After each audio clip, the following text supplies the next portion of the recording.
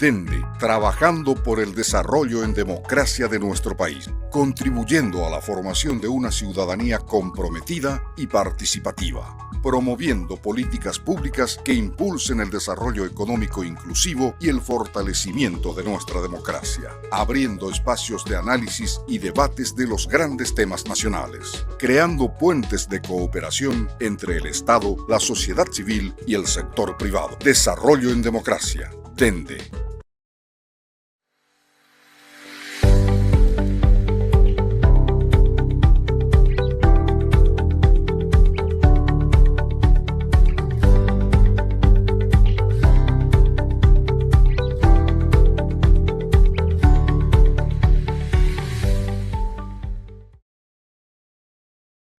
Muy buenas noches, como todos los miércoles, bienvenidos a la Plaza Pública de Dende.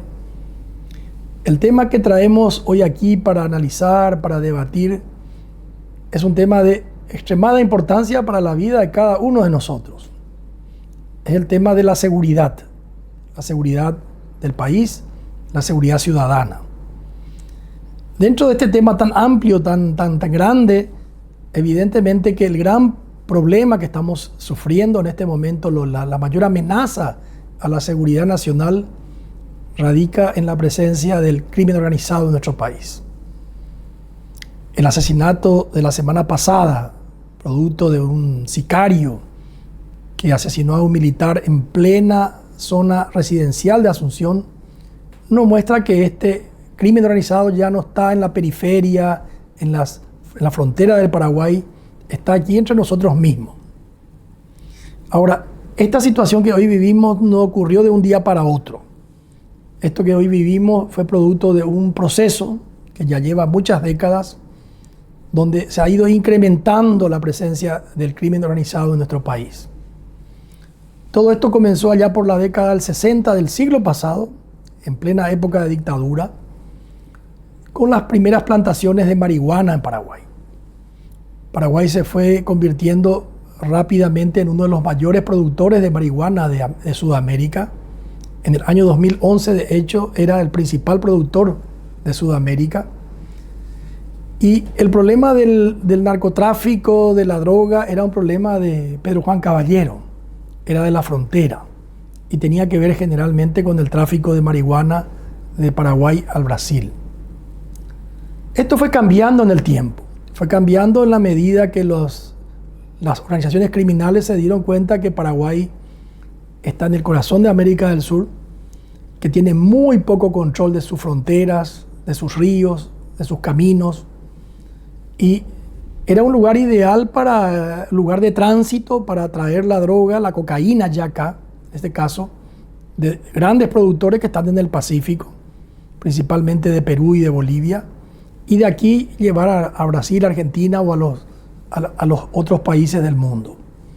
Entonces pasamos de que la droga sea un problema de frontera, de cultivo de marihuana, que continúa, a ampliar eso hoy a ser un lugar de tránsito donde pasa la cocaína que viene del Pacífico para ir al resto del mundo. En la medida que estas organizaciones criminales fueron creciendo y fueron manejando cada vez más recursos, lógicamente no se limitaron a hacer el negocio de pasar por acá o de producir acá. También fueron infiltrando las instituciones del Paraguay. Fueron infiltrando la política, el Congreso, las gobernaciones, los municipios. Hoy tenemos presencia del narcotráfico en todas estas instituciones. Y eso genera una enorme inseguridad para todos nosotros. Y no solamente ya la presencia del narcotráfico en toda esta institución, también la presencia física de estos carteles aquí en Paraguay. Todos sabemos que el PCC, Primer Comando Capital, y el Comando Vermelho, ambos brasileros, tienen pleno control de las cárceles de Paraguay, con el clan Rotela. Todos sabemos la enorme influencia que tienen en la Triple Frontera. Entonces, ya no es solamente controlar la producción de marihuana, controlar las rutas del narcotráfico, controlar las instituciones de Paraguay. lo que en el fondo hacen es controlar las rutas. Y una vez que uno controla las rutas en este negocio ilícito, básicamente a partir de tener la ruta se puede pasar por ahí cualquier tipo de producto, entre comillas. Y hoy tenemos la presencia en Paraguay del crimen organizado multinacional y el crimen organizado que está en múltiples crímenes. Está en el tráfico de droga, está en el tráfico de armas, en el tráfico de personas, en fin. A medida que fue creciendo, como cualquier negocio, se fue diversificando y estas organizaciones son cada vez más poderosas. Nosotros en Dende, que impulsamos el desarrollo en democracia, básicamente creemos que el pilar para el desarrollo del Paraguay es la seguridad jurídica y física. Y el pilar para la democracia es el fortalecimiento de las instituciones, tener instituciones fuertes, que sean creíbles. Y esta presencia del narcotráfico de alguna manera mina ambos pilares para el desarrollo en democracia. Mina la seguridad y mina nuestras instituciones. Entonces, creemos que llegó el momento en que hay que tomar conciencia que no es un problema solamente ya de las autoridades, aunque ellos son los principales responsables, de toda la sociedad en su conjunto, para combatir este flagelo que puede hacer que no sea viable ni sostenible nuestro desarrollo y nuestra democracia. Bueno, para hablar de este tema, para analizar este tema, tenemos la presencia de dos personas expertas y en esta una hora de plaza pública van a debatir con Jan Esperanza, este tema en profundidad, y creo que todo eso nos va a ayudar a todos a entender mejor el problema, a tomar conciencia de este grave problema y tal vez a partir de ahí cada uno contribuir para la solución del mismo. Espero que les sea de utilidad esta una hora en plaza pública y muchas gracias a todos por la presencia.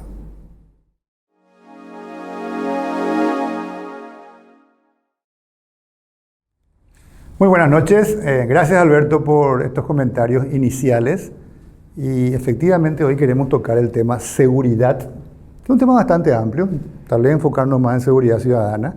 Hay muchas cosas que queremos compartir y tenemos dos invitados que manejan muy bien el tema. Voy a empezar contigo agradeciéndote, Cecilia Pérez, abogada penalista y fue ministra de Justicia. ¿Cuántos años fuiste ministra, Cecilia? 2 años y 9 meses. 2 años y 9 meses, casi 3 años. Muchas gracias por acompañarnos. Y después asesora de seguridad, que hay más cortito. Asesora de seguridad. De presidencia. Por eso, exactamente. Bueno, gracias por acompañarnos.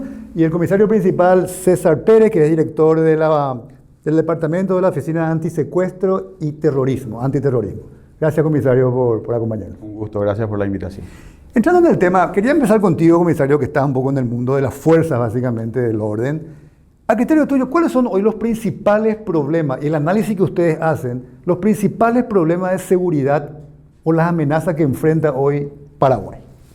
Sí, dentro del marco de las amenazas en materia de seguridad tenemos varias vertientes que estamos siguiendo muy de cerca.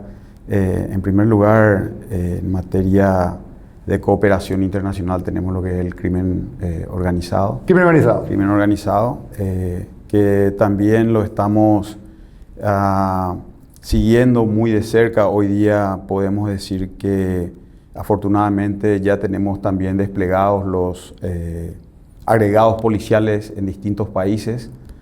Tenemos 4 agregados policiales, tenemos un agregado exclusivo en la Policía Federal del Brasil, que está de manera permanente por una misión de un tiempo de 1 año con la Policía Federal en Río de Janeiro, como así también nosotros tenemos agentes de la Policía Federal trabajando todo esto, comisario, con es para enfrentar el tema del... Pero ¿cómo definir qué es el crimen organizado? Cuando hablamos de crimen organizado como una amenaza principal, ¿qué es el crimen organizado? Bueno, el crimen organizado, básicamente, cuando tratamos, hoy día inclusive se está usando un nuevo término que asocia al crimen organizado a estos grupos que se dedican a todo tipo de hechos punibles, hechos ilícitos, y hoy día ellos van también un poco mutando las especialidades, y entonces nosotros en materia de seguridad estamos adoptando también el término que lo describimos como grupos multicriminales.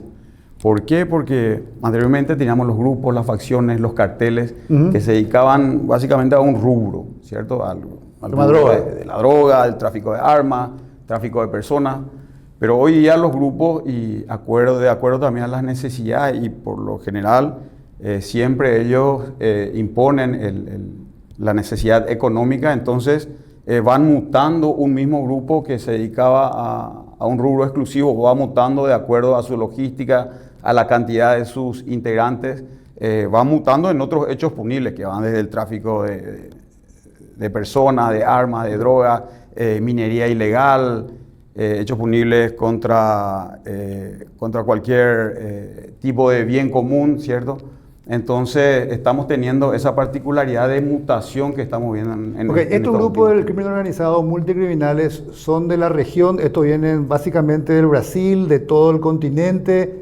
¿Qué está ocurriendo ahí? Son de la región. Nosotros lo más próximo que tenemos son los del Brasil. Y es por eso que independientemente de tener un agregado policial que se encuentra trabajando en la Embajada de Paraguay en Brasil, también tenemos otro agregado permanente de la Policía Nacional en materia exclusivo de crimen organizado. Okay. Vamos a hablar enseguida después. Otro tema además del crimen organizado, la delincuencia común es distinta al crimen organizado. Es distinta. ¿Y ahí cuál es el problema que enfrentamos? Es distinta en cuanto a la forma, en cuanto a la estructura, sí, pero siempre van también muy de la mano.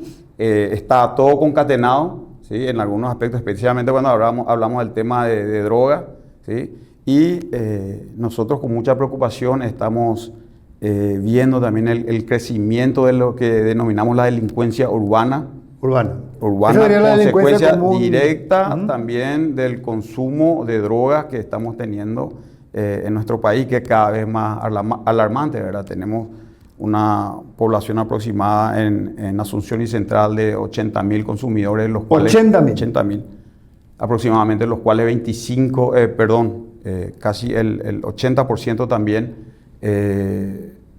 son menores de 25 años. O sea, tenemos una población muy joven de consumidores, y bueno, eso en ese sentido, por ejemplo, afecta directamente a la inseguridad urbana. O sea, eso es lo que nosotros sentimos en las calles. ¿Por qué? Porque el consumidor luego se vuelve ya un adicto compulsivo, está de por medio la carencia económica, entonces salen a fungir de delincuentes, entran en el sistema penal, y una vez que entraron empeoran la situación, y muchas veces inclusive ya son rechazados por la propia familia, ¿verdad? Ok.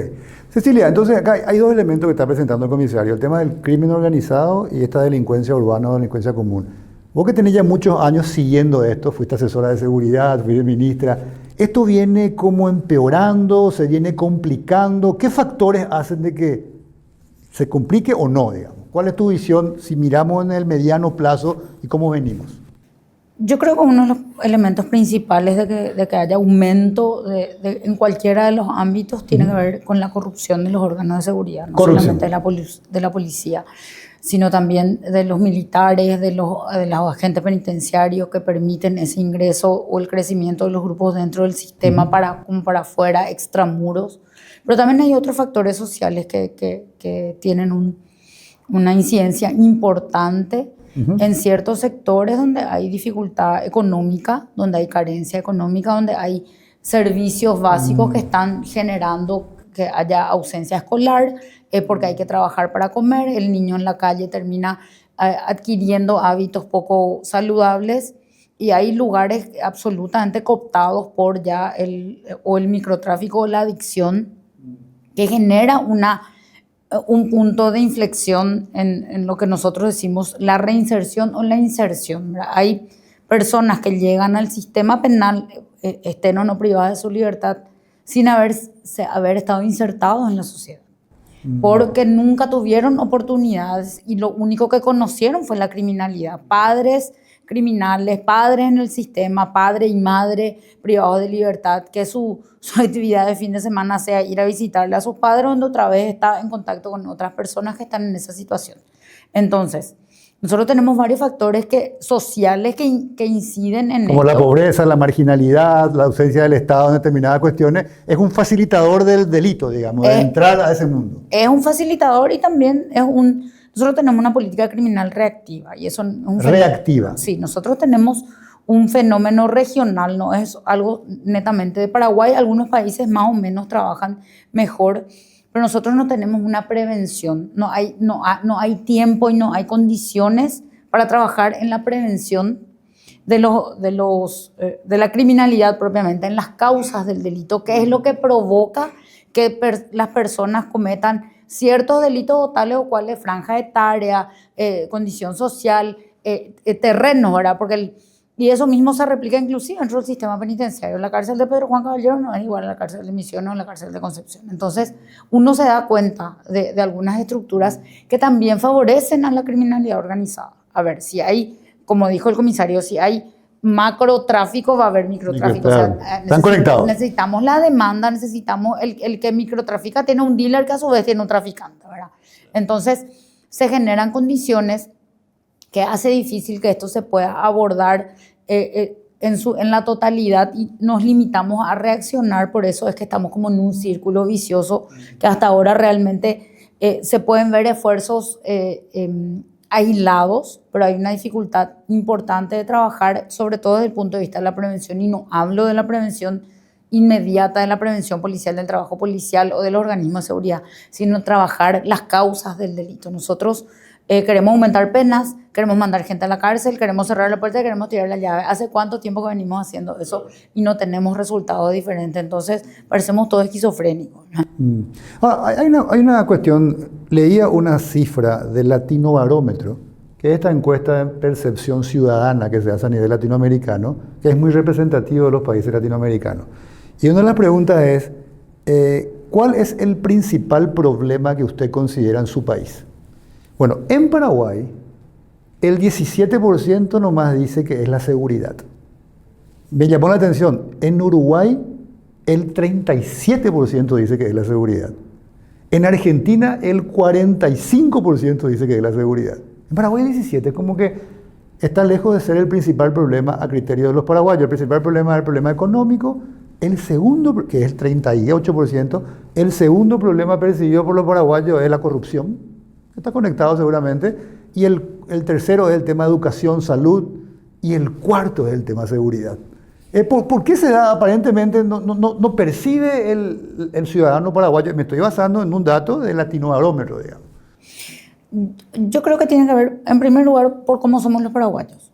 Punto uno. Y eso se ve en distintos aspectos gubernamentales o sociales, de que nosotros somos, siempre nos califican de que somos el cementerio de las teorías, ¿verdad? Todo lo que funciona en la región acá no funciona. Y todo lo que fracasa en la región acá tiene éxito, ¿verdad? Nosotros tenemos una reacción o una percepción de nuestra propia realidad distinta a la que tienen los países vecinos. Y particularmente en el momento en el cual hoy nosotros nos vemos, porque el Latinobarómetro coincide un poco con las últimas encuestas de qué es lo que le preocupa a la gente, encuestas locales, ¿verdad? Si bien con un enfoque electoral, pero hoy el primer problema es la canasta básica. Claro, la economía finalmente. La economía, vuelta, o sea, claro, no hay plata en el bolsillo, Así entonces mi seguridad pasa por cuarto o quinto lugar porque yo quiero comer, quiero tener buen servicio de salud pública, quiero tener agua limpia para no enfermarme y no tener que irme, y eventualmente la educación, porque hay gente que todavía apuesta a la educación por más pobreza en sí que tenga, o sea, hace un esfuerzo, padres que hacen un esfuerzo sobrehumano para que sus hijos no dejen de ir al colegio. Entonces, inclusive en estos últimos sondeos, la corrupción está después de la seguridad. O sea, hoy en las encuestas locales le importa menos al Paraguay, a pesar de que la corrupción termina afectando a todos. Ok. ¿Y tu opinión, comisario, ante ese tipo de percepción ciudadana que parece que no le da demasiado o no siente, ¿se acuerda de esta encuesta? Sí. ¿A qué cree que se debe eso? Y yo creo que, por sobre todas las cosas, hoy día también tenemos nosotros, con esta globalización y con estas facilidades también que nos presenta de repente la economía y algunas posibilidades de que el paraguayo también pueda salir un poco afuera, pueda viajar acá al Brasil, pueda irse a la Argentina. Creo también que ahí tenemos una juventud mucho más viajera, más conectada. Más conectada. ¿Y eso qué significa? Que ve otras realidades. Exacto. Por darte un ejemplo, hoy justamente estuve reunido con unos pares de la Policía de Colombia, acá en nuestro país. Estábamos comentando que tenía una colega que vino también a cumplir su misión como agregada policial acá y bueno, terminó la misión y pidió su retiro y se queda a vivir en Paraguay. Lo mismo está pasando con un colega de la Embajada de Taiwán, a quien aprecio mucho también. Está terminando su misión, se queda a vivir acá. ¿Y qué está significando eso? Que sienten que esto tiene una... Y también, a lo que quería ir también, es a eso, ¿verdad? Yo tengo muchos amigos de distintas embajadas, quienes prestaron servicio diplomático, por ejemplo, en Brasil, o en Argentina, o en la región, o en otros países, ¿verdad? Y se quedan maravillados al venir acá, ¿verdad? Sus hijos van en bicicleta de repente en el colegio, en otros países de repente deberían de ir acompañados de guardia, con vehículos blindados. Los fines de semana suben a un vehículo, van a cualquier punto del país. No tenemos zonas o retenes de grupos del crimen organizado o paramilitares en cualquier lugar. O sea, ellos se van, disfrutan los fines de semana. Siempre estoy en comunicación con ellos y me suelen comentar. Hay una sensación de seguridad, digamos, sensación que ellos distinta perciben. A lo que ellos sienten en sus respectivos países. Eso es lo que me está... Es distinta, sí. Está mencionando. Entonces, yo pienso también que por ahí va pasando la situación, ¿verdad? Y por sobre todas las cosas, de un tiempo a esta parte también, creo que la policía también ha entendido un poco más el mensaje de ir trabajando con la sociedad civil en materia de seguridad, ¿verdad? Si bien es cierto, nosotros tenemos el monopolio de la seguridad, sabemos de que necesitamos de la ayuda. Hoy día un jefe de comisaría, un jefe de una estación de policía no puede seguir siendo jefe si es que no está relacionado día a día con su comunidad.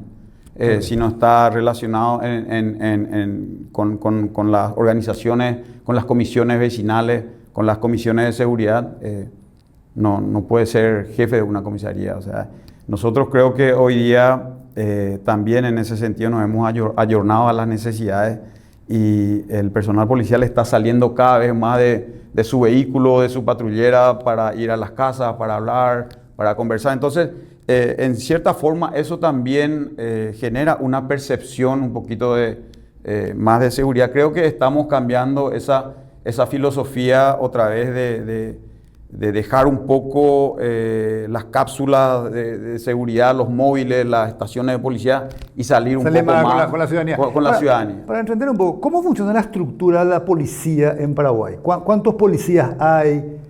¿Dónde están distribuidos? ¿Cómo se distribuyen? ¿Puedes darnos alguna cifra con respecto a eso? Actualmente nosotros estamos 32.954.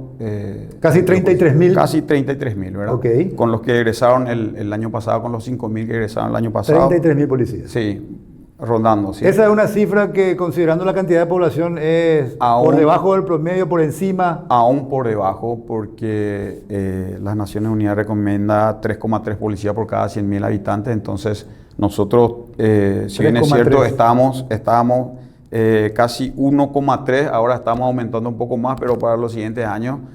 Hay que más que duplicar, supuestamente. Así mismo es. Y entonces, estamos en ese tren de ir aumentando la cantidad poblacional de los efectivos policiales y al mismo tiempo también de tener esa inclusión masiva de gente. Es importante también abordar el tema de lo que es asuntos internos y la justicia policial.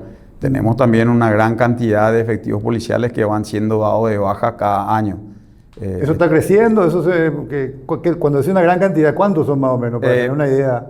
Lo que va de este año tenemos aproximadamente 70 efectivos policiales. Y son dados baja por hecho de corrupción, por hechos punibles, que van de corrupción, violencia, adicción, que tenemos también, no podemos negar también que sufrimos también con ¿Y cómo se entrena un policía? Nosotros tenemos para la clase, para quienes son oficiales, tenemos una academia que tiene un año lectivo que va en 4 niveles, o sea, son 4 años. 4 años para convertirte en oficial de policía. Luego tenemos el colegio de policía, en donde van 1 año para egresar como suboficiales de policía. O sea, ellos egresan con una tecnicatura en seguridad pública y privada. Ese es un suboficial. ¿Eso está dentro de los 33.000? Ellos están incluidos dentro de los 33.000, que en efecto son mucho más, ¿verdad? Porque... ¿Mucho más que qué? Mucho más que los oficiales. Por decirte, este año están egresando 5.000 suboficiales y están egresando apenas 150 oficiales. Pero eso debe ser así, porque realmente necesitamos más suboficiales que ¿Y ese suboficial que sale de la escuela? No, ese sale de la escuela de policía. Del colegio. ¿Se puede después continuar la escuela de la policía para convertirse en oficial? ¿Puede o no? Él puede si está dentro del rango de la edad. Él puede luego ingresar. Hemos tenido varios colegas que pasaron del cuadro de suboficiales, probaron el proceso de admisión, se incorporaron y siguieron los 4 años para convertirse luego en oficiales de policía.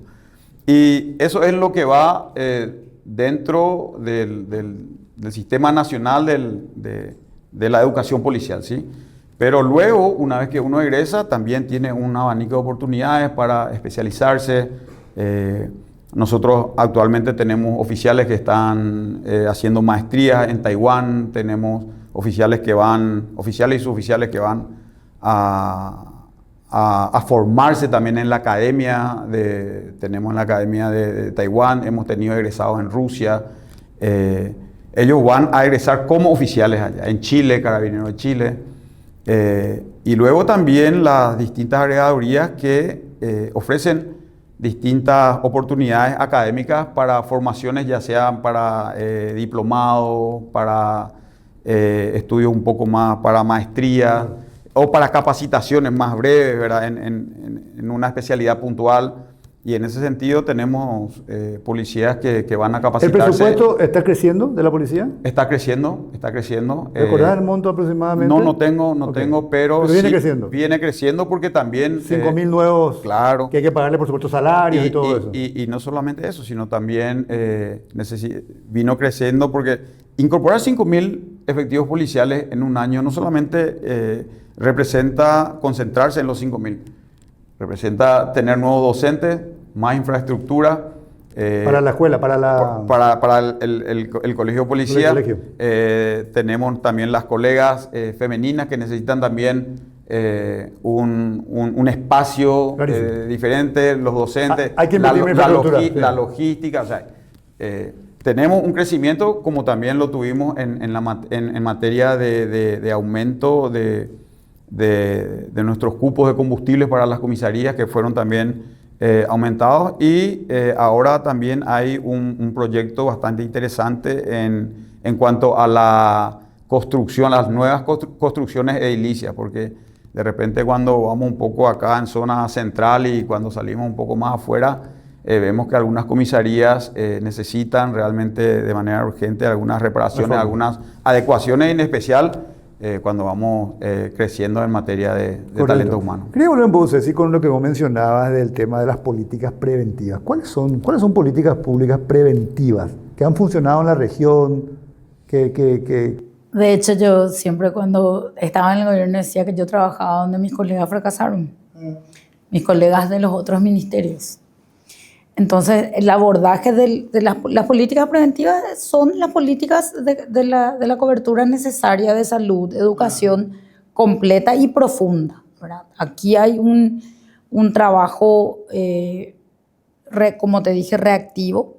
Nosotros hoy no sabemos por qué, asumimos que, pero no tenemos estudios profundos, criminológicos, no hay luego la carrera de criminología acá en Paraguay, una carrera seria. No, de que cuántos criminólogos hay, no tenemos. Los que tenemos trabajan, vienen de haber estudiado en el exterior y generalmente quedan afuera trabajando, porque acá no hay tampoco un campo, porque esos abordajes no se hacen de manera profunda y como deberían hacerse, con un relevamiento.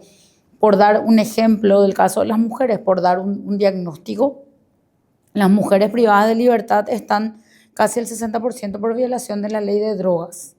Ahí uno hace un análisis de un fenómeno regional. Estoy dando un ejemplo de un análisis criminológico, de que de ese 60%, realmente en el último censo eran 58.8%, y de ese 58.8% tenemos que el 95% son microtraficantes, no necesariamente mujeres que tenían para su consumo y que la ley permite tener ciertas cantidades por adictas, ¿verdad?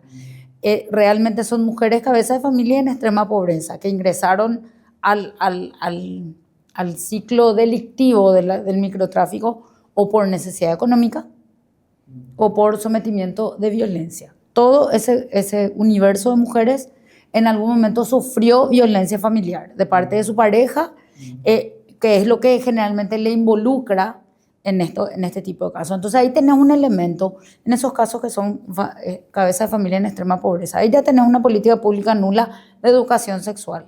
Madre de 7 chicos de distintos padres que alzó sobre sus hombros el tener familia y se fue por la vida como pudo.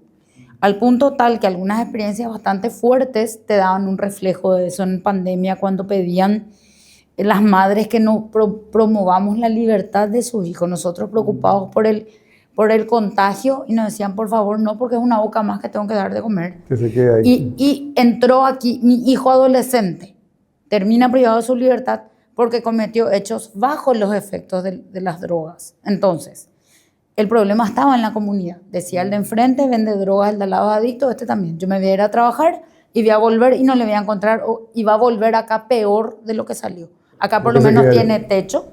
Sí, acá te referís en la penitenciaría. Tiene techo, tiene comida y come más de una vez al día. Hacían esa aclaración. Entonces, la privación de libertad termina siendo una acogida de necesidades básicas. Había educación escolar, no la mejor, pero había educación escolar básica.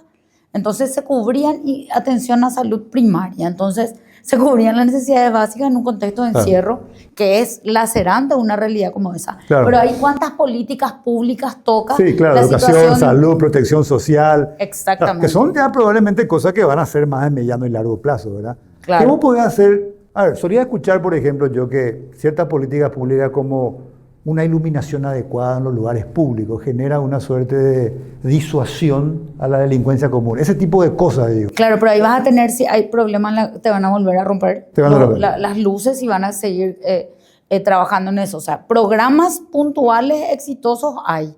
Ahora, no podemos pedir demasiado en un plazo corto. Yo sí te diría, Jan, que es muy importante dejar de cortar las políticas públicas cada 5 años. Okay. En todo caso, cuando cambiamos de gobierno, no es que el ganador tiene que eliminar todo porque el perdedor perdió las elecciones, entonces todo lo que política de Estado, no de gobierno. Claro, entonces tomar temas, lo que está bien se continúa y se aprovecha, y lo que está mal, bueno, se corrige. Eso es muy difícil, pero es parte de nuestra cultura, pero nosotros tenemos que superar eso, y también tienen que ser políticas de Estado. A ver, cuando hablamos de políticas de Estado, hablamos de que los 3 poderes del Estado se tienen que involucrar en temas de seguridad, porque si tenemos leyes malas que las elabora el legislativo, el ejecutivo, la Policía Nacional, el Ministerio del Interior o los otros órganos de seguridad no van a poder ejecutar. Y si tenemos un mal sistema de justicia, lo demás tampoco sirve. Entonces, tiene que haber un compromiso real en materia de seguridad y alzarse realmente el tema sobre los hombros, porque nosotros hoy, mi parecer particular, me hago cargo en lo que digo, es que nosotros estamos todavía en un paréntesis donde todavía podemos no ser Colombia o México, Colombia de los 90, pero sí tenemos episodios bastante... ¿Qué es Colombia de los 90? Totalmente ya inficionado por el crimen organizado, por la delincuencia también... ¿O México?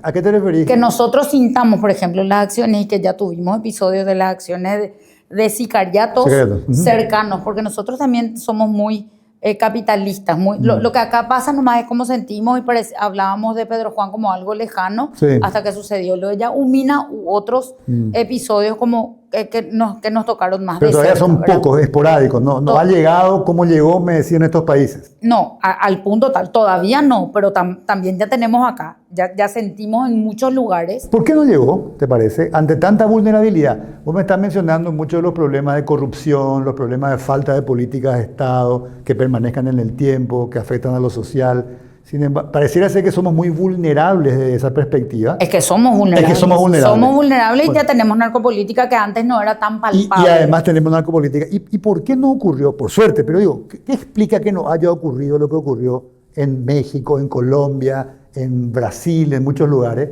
¿Que es una especie de suerte o...? No, yo creo que es una cuestión de tiempo. O sea, De tiempo. estamos encaminados a eso. Se tomaron medidas, no vamos a decir que no se hizo nada ¿Qué, por ejemplo? en todo este tiempo. Y se hicieron abordajes que antes eran difíciles de pensar como hechos operativos importantes de criminalidad organizada, intervenciones puntuales, pero vuelvo a decir que eso es Reactivo. reacción, ¿verdad? Y quedan como, hay una sensación de que como hasta cierto punto se puede llegar, pero no se puede trepar más arriba, a pesar de que Porque te afectan intereses concretos. afectan intereses concretos de personas que ponen dinero en las elecciones y que terminan teniendo cargo. Porque antes el narcotraficante ponía dinero para que alguien llegue al cargo. Ahora el narcotraficante es el elegido, el diputado, el senador, en algunos casos el ministro o en algunas otras circunstancias. Entonces, aquí hay un tema que pasa de los colores. Nosotros no podemos hablar que solamente de tal o cual partido, porque tenemos pruebas en todas partes. Sí. Pero sí hay cuestiones puntuales que nos han retrasado este avance para poder trabajar y, por supuesto, como ya hicimos este análisis en otras ocasiones, nuestra posición geopolítica es clave para esta apertura de los mercados o las aperturas de las rutas comerciales nos exponen también a ser un hub logístico de la criminalidad organizada, ya sea narcotráfico, ya sea tráfico de armas. Podemos ser, ya digamos, sea un lugar de paso, podemos a eso logístico, la parte claro. Entonces, todos los programas, los proyectos que tengan que ver con comercio internacional de Paraguay para afuera o Paraguay integrado, tienen que venir con un programa local y regional de seguridad en lo posible preventivo. Ok, esto es interesante, comisario, porque vos me comentabas en algún momento el tema de la ruta bioceánica y lo que está comentando la abogada Cecilia con respecto a nuestra ubicación, que está como somos permeables, y hay todo un proceso de apertura, queremos justamente empezar a aumentar el comercio, queremos integrarnos, estamos construyendo rutas bioceánicas, pero también esas rutas pueden ser utilizadas en el marco de todo esto y con mucha vulnerabilidad por el crimen organizado. Para ello sin invertir, van a tener nuevas rutas, digamos. ¿Qué se hace al respecto? Y además esto es regional, ni siquiera ya es solamente Paraguay. Así mismo es. Nosotros estamos encarando lo que es el trabajo en materia de seguridad de los 532 kilómetros que abarca la ruta oceánica en nuestro país. La bioceánica. Perdón, la Estamos hablando de la que va por el Chaco y Así conecta mismo, sí. Camilo Peralta, Loma Plata y después va así. En ese sentido, desde el año pasado, del mes de junio, julio aproximadamente, ya se establecieron mesas técnicas en distintas áreas, ¿sí? En transporte, en logística, en comunicación, en servicios. Lo mismo pasó en la mesa técnica en materia de seguridad, que incluyen a policías de los 4 países involucrados. Se vinieron desarrollando distintas reuniones abordando ya la problemática. Lo que se busca con esto es trabajar, que cada país pueda trabajar de manera intercomunicada, con una comunicación fluida, frecuente, que tengamos nosotros un centro de monitoreo integrado con efectivos de los 4 países, que podamos compartir esa información de manera oportuna cuando vemos cualquier movimiento sospechoso. Hoy tienen ese centro de comunicación. Se está trabajando en lo que son las mesas técnicas en materia de seguridad. En efecto, 7, 8 y 9 de octubre estamos teniendo nuevamente una reunión en Jujuy, en Argentina, donde están viniendo todos los integrantes de la mesa técnica.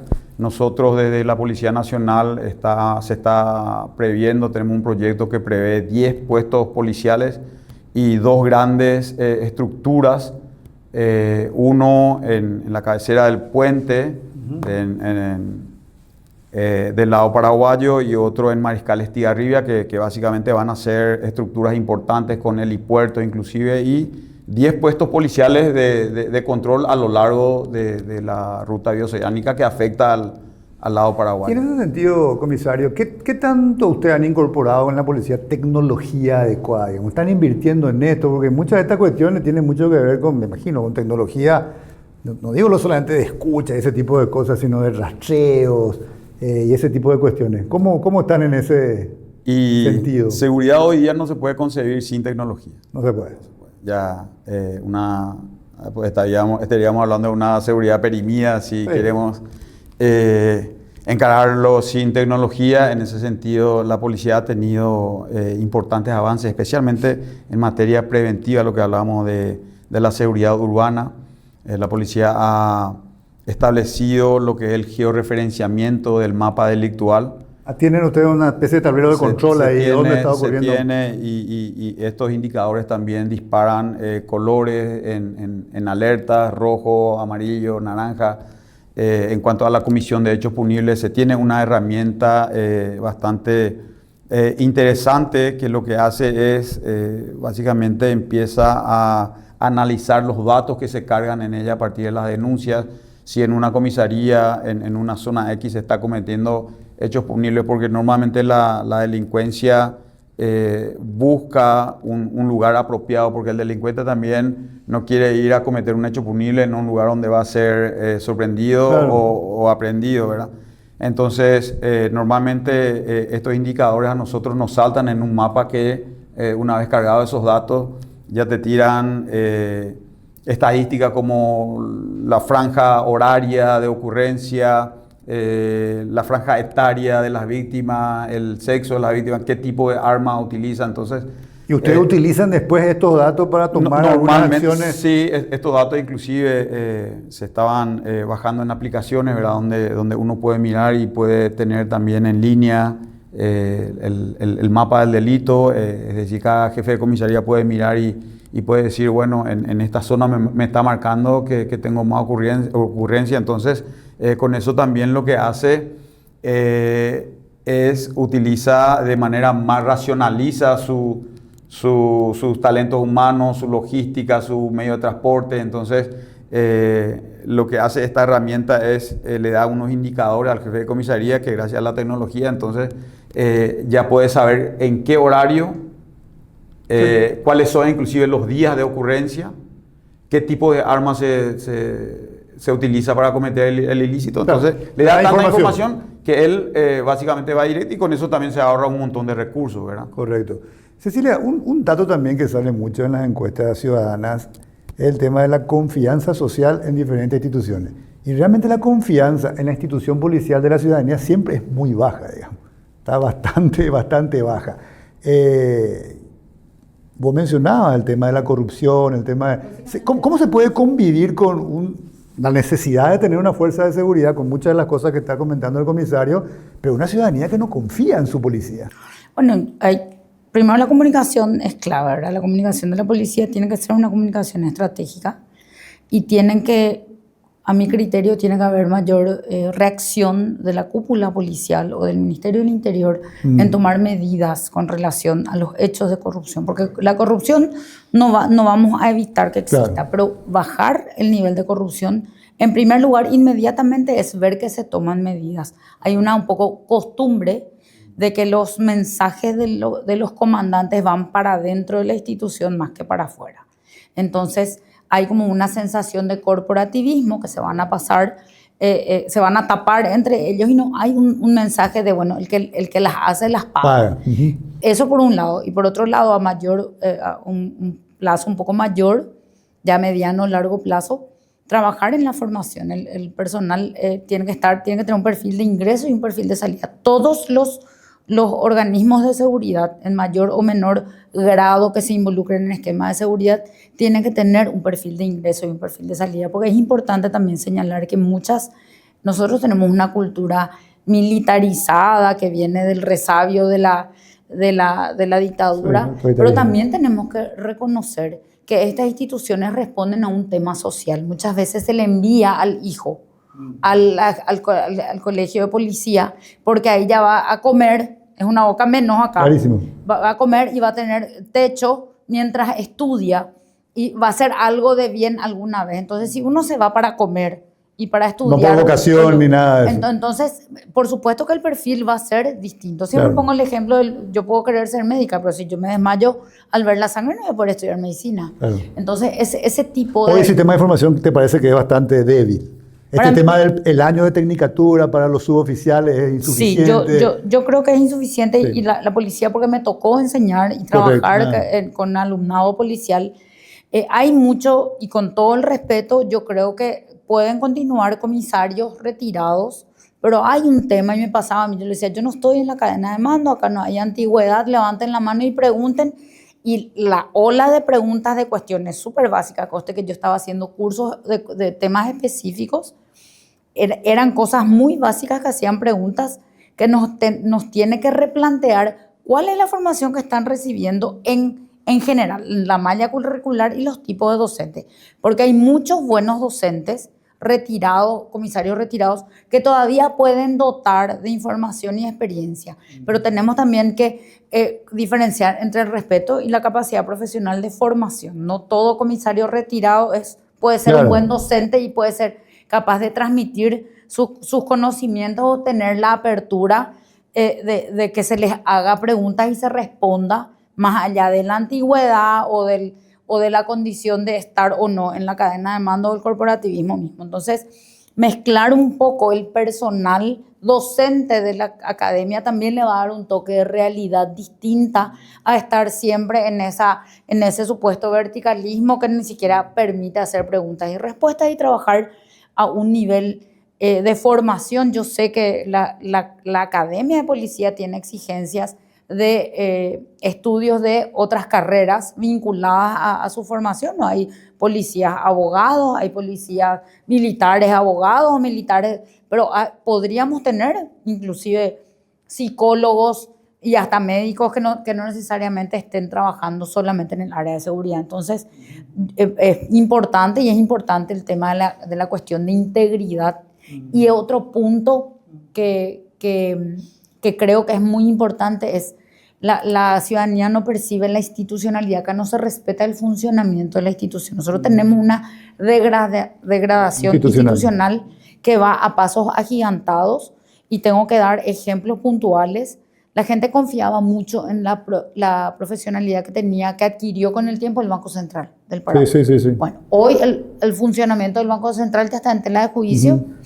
Nos queda el Tribunal Superior de Justicia Electoral, con el que también ya tenemos idas y vueltas en época de elecciones. Entonces, tenemos que recuperar eso. La fortaleza institucional. Cuando la ciudadanía vea que nosotros estamos trabajando en hacer caso a factores externos y permanecer firmes en el funcionamiento de las instituciones, eso va a ir cambiando. Con confianza. Bueno, efectivamente nos estamos quedando sin tiempo. Me gustaría hacer una recapitulación, digamos. Acá lo que se plantea es que los principales elementos hoy de riesgo, de amenazas, tienen que ver con el crimen organizado, que además es un crimen organizado multinacional, multicriminal, se va sofisticando en ese sentido, mencionabas, comisario, y por supuesto el otro tema de la delincuencia urbana, la delincuencia ciudadana, y hay muchos lazos de conexión entre ambas cuestiones. Si hay macrotráfico es porque hay un microtráfico, o si hay microtráfico es porque hay un macrotráfico, digamos. Entonces son las dos realidades que van creciendo, se va internacionalizando, y hay una serie de facilitadores del delito que vos mencionabas muy bien, Cecilia. El primero es el tema social, digamos. El deterioro del tejido social, la pobreza, la marginalidad, este proceso de urbanización desordenada y creciente, los asentamientos, las áreas marginales, son un caldo de cultivo natural, digamos, es un gran facilitador de delito, y todavía las políticas públicas no están enfrentando de una manera mucho más proactiva, sino más bien reactiva esa situación. Necesitamos más política de Estado y hay algunas señales, cuestiones de programas sociales seguramente que tienen que permanecer en el tiempo, porque esto lleva tiempo para que ocurra, digamos. Después tenés otros facilitadores del delito que son cuestiones más estructurales también, la corrupción, la falta de institucionalidad, que de alguna manera empieza a erosionar la confianza ciudadana y además contamina la institucionalidad, digamos. Y esto básicamente empieza también a permear, por ejemplo, con la narcopolítica. Por lo tanto, muchas decisiones importantes pueden verse afectadas cuando la lógica del poder empieza a ser afectado también en sus intereses, por lo tanto, probablemente no tome ciertas decisiones. Entonces, son los grandes facilitadores del delito que son más estructurales, digamos. Por otro lado, hay un esfuerzo importante de la policía, por ejemplo, de aumentar la cantidad. Estamos hablando ya de 33.000, casi 34.000 efectivos policiales, 5.000 se están, digamos, sumando anualmente. El colegio de policía, que es una suerte de tecnicatura que dura un año, saca suboficiales, estos 5.000, y a unos 150 oficiales que vienen ya de la escuela de policía, que dura 4 años, de la academia de policía. Pero también agregaba, Cecilia, un elemento importante: no solamente hay que pensar en la cantidad, entre comillas, el ratio que Naciones Unidas sugiere es de 3.3 policías por cada 100.000 habitantes. Nosotros estamos en 1.3, eso va a mejorar un poquito, pero estamos aún lejos, digamos, del ratio que se quiere. Pero no solamente hay que pensar en la cantidad, sino en la calidad, y eso pasa por el proceso formativo, básicamente, que tiene que mejorar necesariamente en el perfil de ingreso, en la forma, básicamente. Hay experiencias muy concretas como la tuya, que ha trabajado en todo el tema formativo. Eso hay que mejorar y se puede mejorar, está al alcance, digamos, de hacerlo. Por otro lado, también tenemos esta situación, digamos, de desconfianza ciudadana hacia la policía, que es muy baja por lo general en todas las encuestas. Y esto también tiene que ver, decías vos, con una suerte de comunicación estratégica mucho más clara y efectiva de parte de la policía, con mensajes muy concretos de que realmente los casos que vos mencionabas bien, comisario, unos 70 casos de asuntos internos de policía que van dando de baja, bueno, esto quede mucho más claro como mensaje a la sociedad de que se toman medidas, básicamente, y que esto no quede algo así como escondido, ¿verdad? Entonces, el tema de comunicación estratégica, lo mencionabas, pues el tema, digamos, de formación y el tema de recuperar la fortaleza institucional. Y a pesar de todo esto, estamos hablando también, de acuerdo a muchas encuestas, que todavía la percepción ciudadana, si uno lo compara con Latinoamérica, sigue siendo, digamos, no le da una importancia muy grande todavía, o no siente que la seguridad sea su principal problema, es el tercer, el cuarto problema, pero esto está empeorando de a poco, y si no combatimos muchas de estas cuestiones que son los facilitadores de las cuestiones estructurales, bueno, esto puede seguir seguramente empeorando, y eso es lo que queremos evitar. Bueno, muchísimas gracias, Cecilia, muchísimas gracias, comisario. Comisario, muy buenas noches.